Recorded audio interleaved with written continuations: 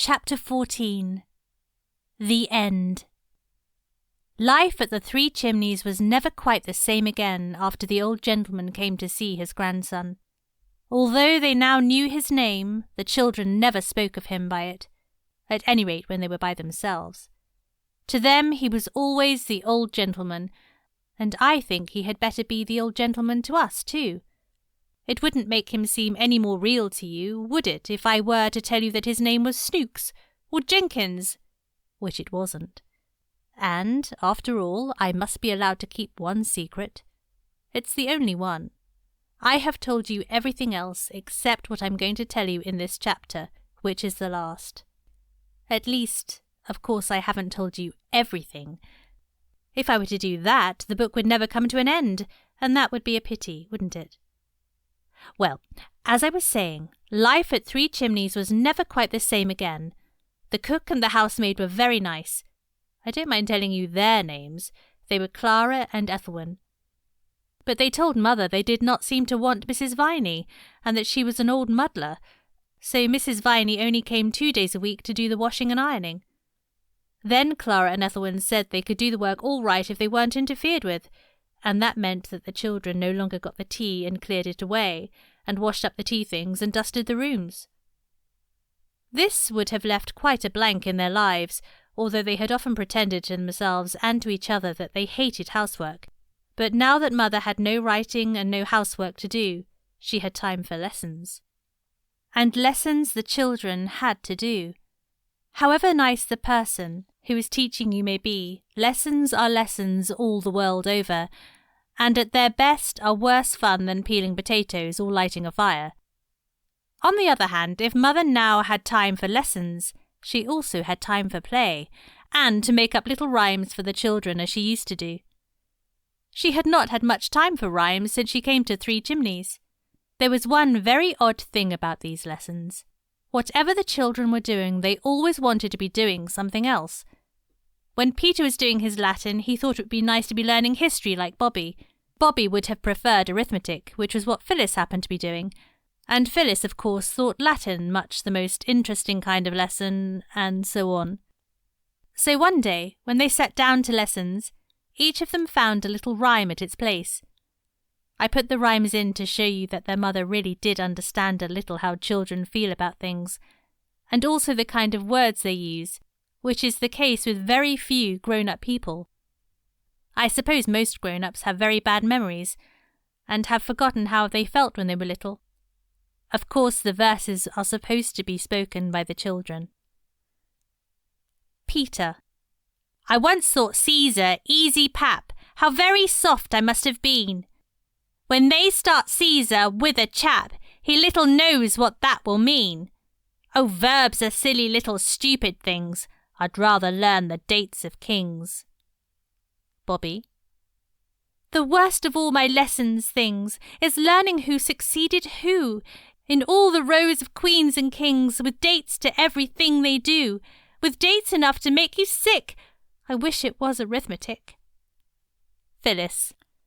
Such pounds and pounds of apples fill my slate. What is the price you'd spend? You scratch the figures out until you cry upon the dividend. I'd break the slate and scream for joy if I did Latin like a boy. This kind of thing, of course, made lessons much jollier. It is something to know that the person who is teaching you sees that it is not all plain sailing for you, and does not think that it is just your stupidness that makes you not know your lessons until you've learned them. Then, as Jim's leg got better, it was very pleasant to go up and sit with him, and hear tales about his school life and the other boys. There was one boy named Pa, of whom Jim seemed to have formed the lowest possible opinion, and another boy named Wigby Minor, for whose views Jim had great respect. Also there were 3 brothers named Paley, and the youngest was called Paley Turts, and he was very much given to fighting. Peter drank in all this with deep joy, and Mother seemed to have listened with some interest, for one day she gave Jim a sheet of paper on which she had written a rhyme about Pa, bringing in Paley and Wigby by name in a most wonderful way, as well as all the reasons Jim had for not liking Pa, and Wigby's wise opinion on the matter. Jim was immensely pleased. He had never had a rhyme written expressly for him before. He had read it till he knew it by heart, and then he sent it to Wigby, who liked it almost as much as Jim did. Perhaps you may like it too. The New Boy. His name is Pa. He says that he is given bread and milk for tea. He says his father killed a bear. He says his mother cuts his hair. He wears galoshes when it's wet. I've heard his people call him Pet. He has no proper sense of shame. He told the chaps his Christian name. He cannot wicket keep at all. He's frightened of a cricket ball. He reads indoors for hours and hours. He knows the names of beastly flowers. He says his French just like Monsieur, a beastly stuck-up thing to do. He won't keep cover, shirks his turn, and says he came to school to learn. He won't play football, says it hurts. He wouldn't fight with Paley Turts. He couldn't whistle if he tried, and when we laughed at him he cried. Now Wigsby Minor says that Pa is only like all new boys are. I know when I first came to school, I wasn't such a jolly fool. Jim could not understand how Mother could have been clever enough to do it. To the others it seemed nice but natural. You see, they had always been used to having a mother who could write verses just like the way people talk, even to the shocking expression at the end of the rhyme, which was Jim's very own. Jim taught Peter to play chess and draughts and dominoes, and altogether it was a nice quiet time. Only Jim's leg got better and better, and a general feeling began to spring up among Bobby, Peter and Phyllis that something ought to be done to amuse him, not just games, but something really handsome. But it was extraordinarily difficult to think of anything. "It's no good," said Peter, when all of them had thought and thought until their heads felt quite heavy and swollen. "If we can't think of anything to amuse him, we just can't, and there's an end to it. Perhaps something will just happen of its own accord that he'll like." "Things do happen by themselves sometimes, without your making them," said Phyllis, rather as though usually everything that happened in the world was her doing. "I wish something would happen," said Bobby, dreamily. "Something wonderful." And something wonderful did happen, exactly 4 days after she had said this. I wish I could say it was 3 days after, because in fairy tales it's always 3 days after things happen. But this is not a fairy story, and besides it really was 4 and not 3, and I am nothing if I'm not strictly truthful. They seemed to be hardly railway children at all these days. And as the days went on, each had an uneasy feeling about this, which Phyllis expressed one day. "I wonder if the railway misses us," she said plaintively. "We never go and see it now." "It seems ungrateful," said Bobby. "We loved it so when we hadn't anyone else to play with." "Perks is always coming up to ask after Jim," said Peter. "And the signalman's little boy is better. He told me so." "I didn't mean the people," explained Phyllis. "I meant the dear railway itself." "The thing I don't like," said Bobby on this 4th day, which was a Tuesday, "is having stopped waving to the 9:15 and sending our love to Father by it." "Let's begin again," said Phyllis. And they did. Somehow the change of everything that was made by having servants in the house and Mother not doing any writing made the time seem extremely long since that strange morning at the beginning of things, when they had got up so early and burnt the bottom out of the kettle and had apple pie for breakfast and first seen the railway. It was September now, and the turf on the slope to the railway was dry and crisp. Little long grass spikes stood up like little bits of gold wire. Frail blue harebells trembled on their tough, slender stalks. Gypsy roses opened wide and flat their little lilac discs, and the golden stars of St. John's wort shone at the edges of the pool that lay halfway to the railway. Bobby gathered a generous handful of the flowers and thought how pretty they would look lying on the green and pink blanket of silk waste that now covered Jim's poor broken leg. "Hurry up," said Peter, "or we shall miss the 9:15. "I can't hurry more than I'm doing," said Phyllis. "Oh, bother it, my bootlace has come undone again." "When you're married," said Peter, "your bootlace will come undone going up the church aisle, and your man that you're going to get married to will tumble over it and smash his nose in on the ornamental pavement, and then you'll say you won't marry him, and you'll be an old maid." "I shan't," said Phyllis. "I'd much rather marry a man with his nose smashed in than not marry anybody." "It would be horrid to marry a man with a smashed nose all the same," went on Bobby. "He wouldn't be able to smell the flowers at the wedding. Wouldn't that be awful?" "Bother the flowers at the wedding!" cried Peter. "Look, the signal's down! We must run!" They ran, and once more they waved their handkerchiefs without at all minding whether the handkerchiefs were clean or not, to the 9:15. "Take our love to father!" cried Bobby, and the others too shouted, "Take our love to father!" The old gentleman waved from his first-class carriage window. Quite violently he waved. And there was nothing odd in that, for he always waved.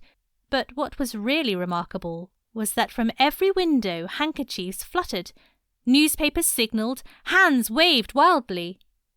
The train swept by with a rustle and a roar, the little pebbles jumped and danced under it as it passed, and the children were left looking at each other. "Well," said Peter. "Well," said Bobby. "Well," said Phyllis. "Whatever on earth does that mean?" asked Peter. But he did not expect anyone to answer. "I don't know," said Bobby. "Perhaps the old gentleman told the people at his station to look out for us and wave. He knew we should like it." Now, curiously enough, this was just what had happened. The old gentleman, who was very well known and respected at his particular station, had got there early that morning, and he had waited at the door where the young man stands holding the interesting machine that clips the tickets, and he had said something to every single passenger who passed through that door, and after nodding to what the old gentleman had said, and the nods expressed every shade of surprise, interest, doubt, cheerful pleasure, and grumpy agreement, each passenger had gone on the platform and read one most certain part of his newspaper. And when the passengers got onto the train, they had told the other passengers who were already there what the old gentleman had said, and then the other passengers had also looked in their newspapers and seemed very astonished and mostly pleased. Then, when the train passed the fence where the three children were, newspapers and hands and handkerchiefs were waved madly, till all that side of the train was fluttery with white, like the pictures of the king's coronation in the biograph of the Maskelyne cooks. To the children it almost seemed as though the train itself was alive, and was at last responding to the love that they had given it so freely and so long. "It's most extraordinarily rum," said Peter. "Most stronery," echoed Phyllis. But Bobby said, "Don't you think that the old gentleman's wave seemed more significating than usual?" "No," said the others. "I do," said Bobby. "I thought he was trying to explain something to us with his newspaper." "Explain what?" asked Peter, not unnaturally. "I don't know," Bobby answered. "But I do feel most awfully funny. I feel just exactly as if something was going to happen." "What is going to happen," said Peter, "is that Phyllis's stocking is going to come down." This was but too true. The suspender had given way, in the agitation of the waves, to the 9:15. Bobby's handkerchief served as a first aid to the injured, and they all went home. Lessons were more than usually difficult to Bobby that day. Indeed, she disgraced herself so deeply over a quite simple sum about the division of 48 pounds of meat and 36 pounds of bread among 144 hungry children that Mother looked at her anxiously. "Don't you feel quite well, dear?" she asked. "I don't know," was Bobby's unexpected answer. "I don't know how I feel. It isn't that I'm lazy, Mother. Will you let me off lessons today? I feel as if I want to be quite alone by myself." "Yes, of course I'll let you off," said Mother. "But—" Bobby dropped her slate. It cracked just across the little green mark that is so useful for drawing patterns around, and it was never the same slate again. Without waiting to pick it up, she bolted. Mother caught her in the hall, feeling blindly among the waterproofs and umbrellas for her garden hat. "What is it, my sweetheart?" said Mother. "You don't feel ill, do you?" "I don't know," Bobby answered, a little breathless. "But I want to be by myself and see if my head really is at all silly and my insides all squirmy-twisty." "Hadn't you better lie down?" Mother said, stroking her hair back from her forehead. "I'll be more alive in the garden, I think," said Bobby. But she could not stay in the garden. The hollyhocks and the asters and the late roses all seemed to be waiting for something to happen. It was one of those still, shiny autumn days when everything does seem to be waiting. Bobby could not wait. "I'll go down to the station," she said, "and talk to Perks and ask about the signalman's little boy." So she went down. On the way she passed the old lady from the post office, who gave her a kiss and a hug, but rather to Bobby's surprise, no words except, "God bless you, love." And after a pause, "Run along, do." The draper's boy, who had sometimes been a little less than civil and a little more than contemporaneous, now touched his cap and uttered the remarkable words, "Morning, miss, I'm sure." The blacksmith, coming along with an open newspaper in his hand, was even more strange in his manner. He grinned broadly, though as a rule he was a man not given to smiles, and waved the newspaper long before he came up to her, and as he passed her he said in answer to her good morning, "Good morning to you, missy, and many of them. I wish you joy, that I do." "Oh," said Bobby to herself, and her heart quickened its beats.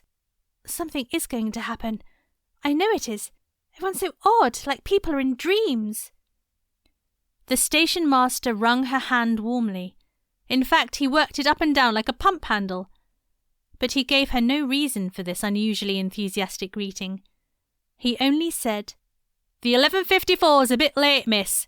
The extra luggage this holiday time," and went away very quickly into that inner temple of his into which even Bobby dared not follow him. Perks was not to be seen, and Bobby shared the solitude of the platform with the station cat. This tortoise-shell lady, usually of a retiring disposition, came today to rub herself against the brown stockings of Bobby with arched back and reverberating purrs. "Dear me," said Bobby, stooping to stroke her. "How very kind everybody is today, even you, pussy." Perks did not appear until the 11:54 was signalled, and then he, like everybody else that morning, had a newspaper in his hand. "Hullo," he said. "Here you are. Well, if this is the train, it'll be smart work. Well, God bless you, my dear. I see it in the paper, and I don't think I was ever so glad of anything in all my born." He looked at Bobby a moment and then said, "One I must have, miss, and no offence, I know, on a day like this here." And with that he kissed her, first on one cheek and then on the other. "You ain't offended, are you?" he asked anxiously. "I ain't took too great a liberty. On a day like this, you know." "No, no," said Bobby. "Of course it's not a liberty, dear Mr. Perks. We love you quite as much as if you were an uncle of ours. But on a day like what?" "Like this here," said Perks. "Didn't I tell you I see it in paper?" "Saw what in the paper?" asked Bobby. But already the 11:54 was steaming into the station, and the station master was looking at all the places where Perks was not and ought to have been. Bobby was left standing alone, the station cat watching her from under the bench with friendly golden eyes. Of course you know already exactly what was going to happen. Bobby was not so clever. She had the vague, confused, expectant feeling that comes to one's heart in dreams. What her heart expected I can't tell. Perhaps the very thing that you and I know is going to happen. But her mind expected nothing. It was almost blank, and felt nothing but tiredness and stupidness and an empty feeling like your body has when you have been at a long walk and it's very far indeed past your proper dinner time. Only 3 people got out of the 11:54. The first was a countryman with 2 baskety boxes full of live chickens who stuck their russet heads out anxiously through the wicker bars. The second was Mrs. Peckett, the grocer's wife's cousin, with a tin box and 3 brown paper parcels. And the third— "Oh, my daddy! My daddy!" That scream went like a knife into the heart of everyone in the train, and people put their heads out of the window to see a tall, pale man with lips set in a thin clothesline, and a little girl clinging to him with arms and legs, while his arms went tightly round her. "I knew something wonderful was going to happen," said Bobby as they went up the road, "but I didn't think it was going to be this. Oh, my daddy, my daddy!" Then didn't Mother get my letter? Father asked. There weren't any letters this morning. Oh, Daddy, it is really you, isn't it? The clasp of a hand she had not forgotten assured her that it was. You must go in by yourself, Bobby, and tell Mother quite quietly that it's all right, that they've caught the man who did it. Everyone knows now that it wasn't your Daddy. I always knew it wasn't, said Bobby. Me and Mother and our old gentleman. Yes, he said. It's all his doing. Mother wrote and told me you had found out, and she told me what you'd been to her. My own little girl. They stopped a minute then. And now I see them crossing the field. Bobby goes into the house, trying to keep her eyes from speaking before her lips have found the right words to tell Mother quite quietly that the sorrow and the struggle and the parting are over and done, and that Father has come home. I see Father walking in the garden, waiting. He is looking at the flowers, and each flower is a miracle to eyes that all these months of spring and summer have seen only flagstones and gravel and a little grudging grass. But his eyes keep turning towards the house. And presently he leaves the garden and goes to stand outside the nearest door. It is the back door. And across the yards the swallows are circling. They are getting ready to fly away from cold winds that keep frost to the land where it is always summer. They are the same swallows that the children built their little clay nests for. Now the house door opens. Bobby's voice calls, "Come in, Daddy, come in!" He goes in, and the door is shut. I think we will not open the door or follow him. I think just now we are not wanted there. I think it will be best for us to go quickly and quietly away.